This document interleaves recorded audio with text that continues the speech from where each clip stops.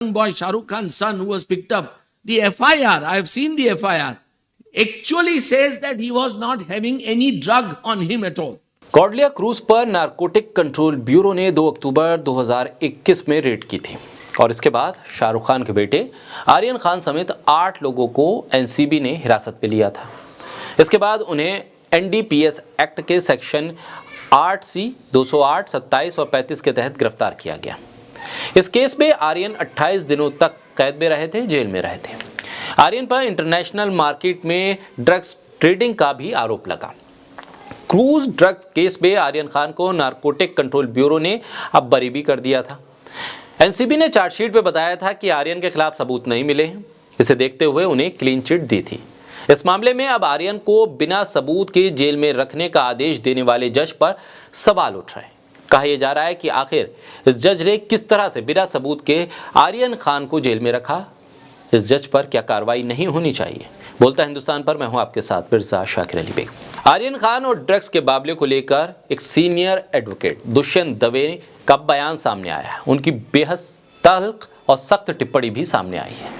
दुष्यंत दवे ने इस मामले में न्यायिक प्रक्रिया पर ही सवाल उठाए। उन्होंने कहा कि आर्यन खान को जेल में भेजने वाले जज पर कार्रवाई होनी चाहिए। दुष्यंत दवे का ये वीडियो सोशल मीडिया पर भी है। एक कार्यक्रम के दौरान दुष्यंत दवे न्यायपालिका को लेकर चर्चा कर रहे थे और इस दौरान आर्यन खान के मामले का जिक्र करते हुए उन्होंने कहा कि शाहरुख खान के बेटे को जेल भेजने वाले मजिस्ट्रेट को सस्पेंड किया जाना चाहिए था। दुष्यंत दवे ने कहा कि मैंने एफआईआर की कॉपी पढ़ी है, उसमें साफ लिखा हुआ है कि आर्यन खान के पास कोई ड्रग्स बरामद नहीं हुए। ऐसे में उन्हें जेल भेजने का कोई औचित्य नहीं बनता था। दुष्यंत दवे यहीं नहीं रुके। उन्होंने कहा कि आर्यन खान को 1.5 महीने तक जेल में बंद रखा गया, जो कि सरासर गलत था। आर्यन खान को जेल में रखकर उसका भविष्य बर्बाद किया गया। मजिस्ट्रेट को सस्पेंड किया जाना चाहिए था, पर किसी ने मजिस्ट्रेट पर एक्शन नहीं लिया। उन्होंने कहा कि ये न्यायपालिका के लिए आत्मचिंतन का विषय है और वक्त है। एनसीबी को कोई ड्रग्स नहीं मिली थी, लेकिन इसके बावजूद एनसीबी ने मुंबई की एक अदालत में मजिस्ट्रेट आरएम नरलेकर के सामने ये दावा किया था कि आर्यन खान के तार अंतर्राष्ट्रीय ड्रग्स रैकेट से जुड़े हो सकते हैं, जिसके बाद मजिस्ट्रेट ने आर्यन खान को एनसीबी की रिमांड पर भेज दिया था। आर्यन खान की जमानत याचिका लगातार खारिज होती रही थी। आखिरकार बॉम्बे हाईकोर्ट ने आर्यन खान को जमानत दी। इस पूरे मामले की जांच कर रहे समीर वानखेड़े भी विवादों के घेरे में थे और उनके ऊपर जानबूझकर आर्यन खान को साजिश के तहत फंसाने के इल्जाम लगे थे। इस मामले में बाद में एनसीबी ने अपनी अंतरिम जांच शुरू की, जिसमें आर्यन खान को निर्दोष पाया गया, जहां से उन्हें क्लीन चिट मिली।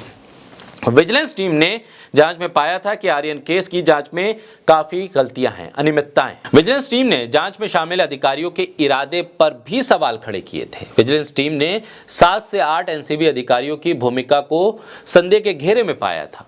एनसीबी की विजिलेंस टीम की जांच में मुंबई एनसीबी के तब के कुछ अधिकारियों के खिलाफ सिलेक्टिव होने की बात भी सामने आई थी। आर्यन खान के व्हाट्सएप चैट की पड़ताल में भी ये बात साबित नहीं हो पाई थी कि किसी भी तरह से आर्यन खान का किसी अंतर्राष्ट्रीय ड्रग सिंडिकेट से ताल्लुक है या वहां वो इस तरह से काम कर रहे हैं। न्यायपालिका, सुप्रीम कोर्ट और कॉलेजियम प्रणाली के कटु आलोचक दुष्यंत दवे लगातार जजों की तरफ से दिए जा रहे आदेशों और उनकी टिप्पणियों पर सवाल करते रहे। उन्होंने कहा कि ऐसे कई जज हैं जो अत्यधिक संदिग्ध हैं। उनके पास या तो विशेषज्ञता नहीं है, ज्ञान नहीं है, या फिर प्रतिबद्धता की कमी है। ये तमाम तरह की टिप्पणी ऐसे वक्त में है जब सुप्रीम कोर्ट की तरफ से कई मामलों को लेकर जो आदेश दिए गए हैं उस पर पब्लिक डोमेन में भी सवाल उठ रहे हैं। सुप्रीम कोर्ट कार्यपालिका प्रमुख का सामना करने से डरता है, ये भी तल्ख टिप्पणी दुष्यंत दवे कर चुके हैं। ऐसे में सवाल ये है कि सुप्रीम कोर्ट के तरफ से दिए गए आदेशों की किस तरह से आलोचना की जाए और किस सीमा तक आलोचना की जा सकती है, ये एक बड़ा सवाल है। आखिर सुप्रीम कोर्ट की तरफ से अगर कोई आदेश दिया जाता है, उसे किस हद तक आप एक्सेप्ट करते हैं या फिर उसके किस किस पहलू की आप आलोचना कर सकते हैं, ये भी अब तय होना ज़रूरी है। ऐसे में दुष्यंत दवे की तरफ से जो सवाल खड़े किए गए और जिन सवालों को लेकर वो बार बार न्यायपालिका को कटघरे में खड़ा कर रहे हैं, उस पर भी चिंतन ज़रूरी है।